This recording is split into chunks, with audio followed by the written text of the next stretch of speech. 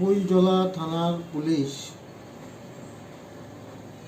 উপকিশোর জমাতিয়া নামে এক ব্যক্তির বাড়িতে গোপন খবরের ভিত্তিতে তল্লাশি চালায় এবং তল্লাশি করে ওর বাড়িতে বিভিন্ন ড্রামের ভিতরে ভর্তি থাকা মোট 97 কেজি শুকনো গাঁজা উদ্ধার করে এবং পুলিশ উপকিশোর জমাতিয়াকে অ্যারেস্ট করে এবং এই গাঁজাগুলি সিজ করে।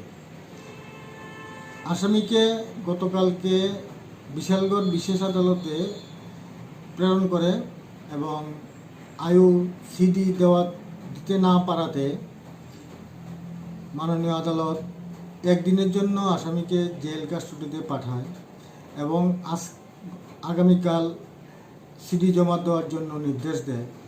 আজকে সেই নির্দেশ অনুযায়ী আয়ু আদালতে সিডি জমা দেয় এবং সিডি দেখে আয়ুর 5 দিনের পুলিশ রিমান্ড ছিল জিজ্ঞাসাবাদ করার জন্য। সিডি দেখে মাননীয় আদালত 3 দিনের পুলিশ রিমান্ড মঞ্জুর করেন এবং আসামিকে বিশালগড় থানায় রেখে জেরা করার জন্য আদালত অনুমতি দেন এবং আগামী 25 জুন তাকে আবার পুনরায় আদালতে তোলা হবে, পুনরায় শুনানি হবে।